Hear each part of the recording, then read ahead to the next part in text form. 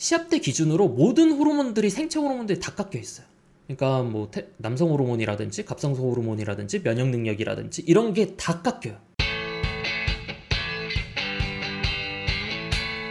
안녕하세요. 오늘은 적게 먹고 웨이트 하시는 분들에 대해서 이야기를 해볼 거예요. 이게 무슨 말이냐면 여러분들이 적게 먹고 웨이트 하시는 경우들이 많아요. 왜? 적게 먹으니까 체지방 감소되겠지. 웨이트 하니까 근육 증가되겠지. 근데 이게 효율성이 좀 낮아요. 왜냐면 근육 증가를 하기 위해서는 충분한 영양 섭취랑 웨이트 트레이닝이 필요해요.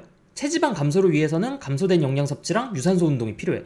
근데 여기서 얘네들이 상반돼요. 충분한 영양 섭취랑 감소된 영양 섭취가 상반이 돼. 근육 증가를 위해서는 충분한 영양 섭취가 들어가면서 웨이트 트레이닝이 돼야 되고, 그 다음 체지방 감소를 위해서는 감소된 영양 섭취랑 유산소 운동이 붙어야 돼요. 근데 여러분들은 어떻게 해요? 요거랑 요거를 해요. 그러다 보니까 근육 증가도 잘 안 되고 지방도 잘 안 타요. 여러분들이 그 생각을 하시면 돼. 우리가 웨이트 트레이닝과 유산소 운동을 왜 하는지 생각을 해보면 돼요. 그러니까 웨이트 트레이닝은 근육 증가 효과도 있지만 우리가 근손실 방지를 위해서 하기도 한단 말이에요. 그러니까 다이어트 할 때는 근손실 방지로 웨이트 트레이닝을 하는 거야. 근데 웨이트 트레이닝을 열심히 하던 중급자들 분들도 다이어트에 들어갔는데 똑같은 훈련 루틴을 가져가. 그건 아니죠. 왜? 내가 평소에 웨이트 트레이닝은 근육 증가용으로 했잖아요. 근데 만약에 내가 다이어트를 한다. 그러면 근손실 방지용으로만 운동을 해주면 되는 거예요. 유산소 운동도 마찬가지예요. 유산소 운동도 이게 지방을 연소하는 효과도 있지만 지방을 연소하는 능력을 증가시키는 것도 있어요. 그러니까 초보자 때 우리가 왜 유산소 운동을 그래도 놓지 말라고 하냐면 지방을 사용하는 능력, 체력, 그거를 기르기 위해서란 말이에요. 그러면 근육 증가랑 체지방 감소를 동시에 하는 건 불가능한가? 가능하긴 해요. 가능하긴 해. 근육이 적은 젊은 성인 남성, 운동을 쉬었던 사람, 뭐 근손실이 일어난 사람, 근비대 훈련을 안 한 체육인, 이런 사람들은 근육 증가랑 체지방 감소를 동시에 할 수 있어요. 그러니까 굉장히 잘 돼요. 그게 굉장히 잘 돼. 물론 어느 정도 중상급자도 강제적으로 좀 할 수는 있긴 있어요. 근데 그게 굉장히 힘들어요. 그래서 처음에 그럼 여러분들이 어떻게 하면 좋냐면 충분한 영양 섭취, 그리고 웨이트 트레이닝은 무분할. 일단은 내 몸이 적응할 때, 그 다음에 이제 분할 운동을 해주는 거예요. 어느 정도 이제 초반 적응 단계를 넘어간 다음에, 그 다음에 중강도 유산소 운동을 약간 해줘요. 그래서 처음에는 뭐 10분, 15분 해주면서 점점 늘려가는 거예요. 중상급자 같은 경우에는 아까도 말했죠. 만약에 내가 근육 증가랑 다이어트를 동시에 하고 싶다. 그러니까 체지방 감소를 동시에 하고 싶다. 충분한 영양 섭취에서 살짝 마이너스를 줘요. 그리고 웨이트 트레이닝은 뭐 분할 운동을 하죠. 여기서 저강도 유산소 운동이나 아니면 힙 프로그램이 들어가요. 이러면 근육 증가랑 체지방 감소 동시에 할 수 있어요. 중상급자도. 근데 많이 힘들죠. 사실 중상급자가 어느 정도 근육량이 있는 사람이 웨이트 트레이닝만 하는 것도 강도가 상당히 나간단 말이에요. 거기에 저강도 유산소가 지금 제가 여기에 가능한이라고 적어놨잖아요. 그러면 적어도 1시간 넘게가 붙어야 돼요.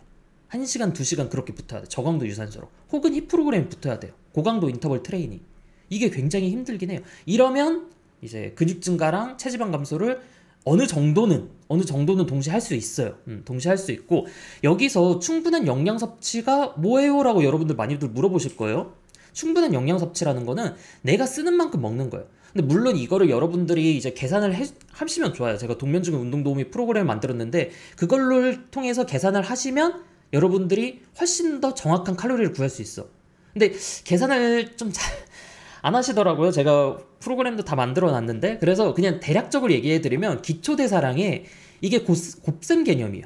곱셈 개념이에요. 활동 개수를 곱해요. 그러니까 좀 게임으로 비유하자면 기초대사량은 공격력이에요. 공격력이고 활동 개수는 뭐예요? 뭐 공격 속도라든지 크리티컬이라든지 그런 거야. 그러니까 활동 개수만 높여서 효과가 있는 것도 아니라 기초 대사량만 높여서 효과가 있는 게 아니라 둘 다 만약에 높이면 총 대사량이 엄청 높아져요. 그러니까 뭐 기초 대사량을 내가 조금 높인다? 사실 내가 근육 증가를 해서 뭐 기초 대사량을 조금 늘린 게 사실 미비하긴 해요. 미비하긴 한데 얘랑 두 개 동시에 올리면 총 대사량이 엄청 많이 올라가요. 그래서 운동하는 사람, 그러니까 근육량이 어느 정도 있고 운동하는 사람이랑 근육량이 없고 운동 안 하는 사람이랑 섭취 칼로리 차이가 많이 나는 이유가 그런 거예요. 기초 대사량이 전혀 의미가 없는 건 아니란 말이에요. 그래서 요 활동 개수를 여러분들이 이 수치를 곱해주시면 돼요. 그래서 내가 만약에 기초 대사량은 1700이다. 1700이고 운동을 내가 어느 정도 한다. 그럼 1.4에서 1.5로 곱해주시면 돼. 근데 이거 차이가 지금 0.1 차이도 많이 나요. 왜냐면 0.1 차이가 지금 170칼로리나 다름이 없어요. 그래서 요거는 여러분들이 계산을 해보시는 게 나아.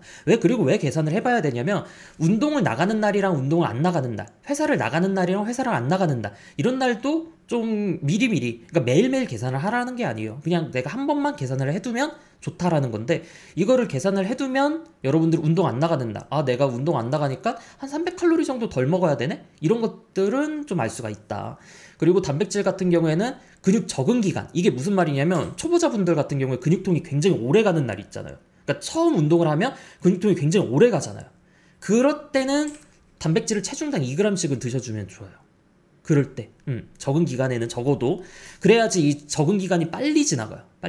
이랬는데 막 잘 안 먹고 충분한 영양 섭취도 안 하고 단백질도 잘 안 먹으면 성장이 더딘단 말이에요. 그래서 좀 적극적으로 섭취를 해주는 게 좋고, 근성장을 할 때는 1.6에서 2.2까지 이제 내가 조금 타고난 것 같다, 아니면 내가 성장이 좀 빠르다, 그러니까 근육량이 정말 없었다, 그러신 분들은 좀 공격적으로 섭취를 해주는 게 좋고, 그리고 옛날에는 다이어트 할 때 1.2에서 1.6만 먹으라고 했어요. 근데 옛날이랑 좀 달라요. 요즘 같은 경우에는 바디 프로필이랑 대회, 그리고 빠른 다이어트 이런 거 할 때는 단백질 섭취량을 좀 많이 가져가 줘야 돼요. 그러니까 무슨 말이냐면, 옛날에는 뭐 다이어트 한다라고 하면 체지방 8%까지 빼고 요러고 끝냈어요. 근데 요즘에 뭐 바디 프로필 찍는다라고 5%, 뭐 4% 이렇게 내려가는데, 이게 체지방이 내려가면 내려갈수록 단백질 섭취량을 많이 해두면 좋긴 좋아요. 이거는 이따가 뒤에서 한 번 더 얘기를 할 건데, 그래서 고려사항이 뭐냐면, 초보자분들 같은 경우에는 이 적응 기간을 내가 빠르게 잘 넘겨야 돼요. 적응 기간은 굉장히 많이 힘들 거예요. 근데 이 적응 기간은 잘 먹고, 그 다음에 좀 잘 쉬고, 잠도 잘 자고, 그 다음에 그 근육통이 되게 오래 갈 건데, 이런 것들도 좀 잘 스트레칭을 하고 마사지도 하면서 적응 기간을 잘 넘겨가 주는 게 그게 포인트고, 그리고 성장이 언밸런스예요. 무슨 말이냐면, 근육의 성장이랑 인대, 건, 유연성, 뭐 체력, 심폐 능력 이런 것들이 성장이 언밸런스예요. 그러다 보니까 부상이라든지 아니면 좀 다칠 수도 있고, 소화 능력도 마찬가지예요.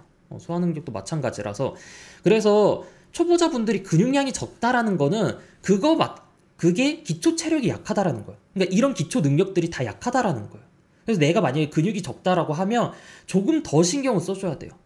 자세라든지, 그 다음에 내가 조금만 운동했는데 난 왜 이렇게 팔목이 아프지? 어깨가 아프지? 인대나 건도 얘들도 성장을 해요. 근데 그 근육의 성장 속도랑 일치가 안 할 수가 있어.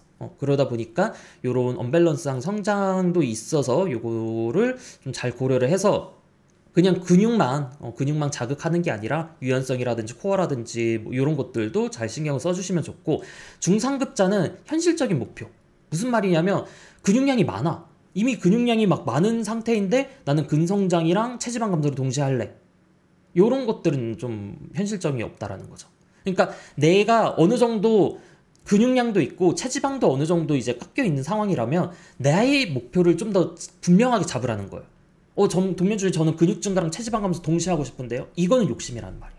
그러니까 내가 근육 증가를 할 건지 체지방 감소를 할 건지 이런 것들을 잘 잡고, 그 다음 체력 관리도 잘 하라는 거야. 체력이 무한정은 아니란 말이야.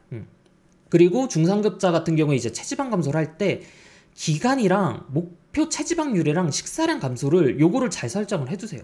무슨 말이냐면, 내가 다이어트 기간이 길어지면 길어질수록, 그 다음에 체지방률이 깎이면 깎일수록, 식사량이 감소되면 감소해둘수록 내 몸은 안 좋아져요.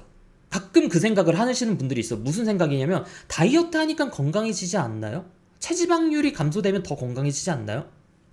남성 호르몬이 더 많이 나오지 않나요? 그렇게 생각을 하시는 분들 종종 진짜 있어요.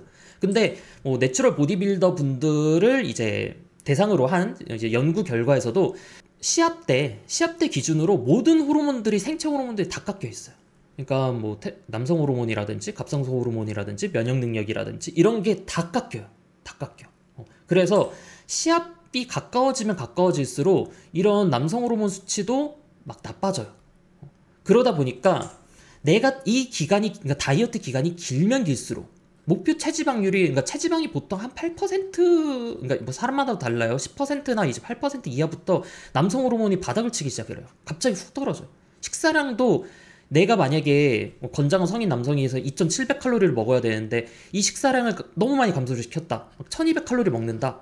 그러면 안 나와요. 호르몬이 안 나와. 그러면 이 안 나오는 상태에서 내가 근육량을 유지하고 체지방을 깎기 위해서, 그래서 더 많은 유산소가 붙어야 되는 거고, 그래서 단백질 섭취를 높게 가져가 주라는 거예요.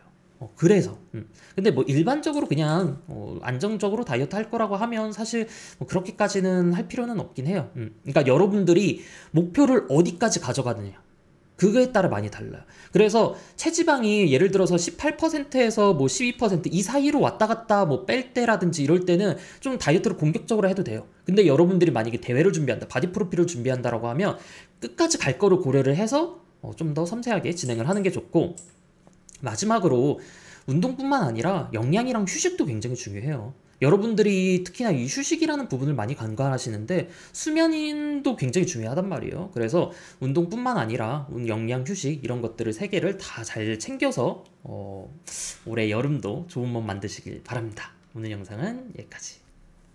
똥빠.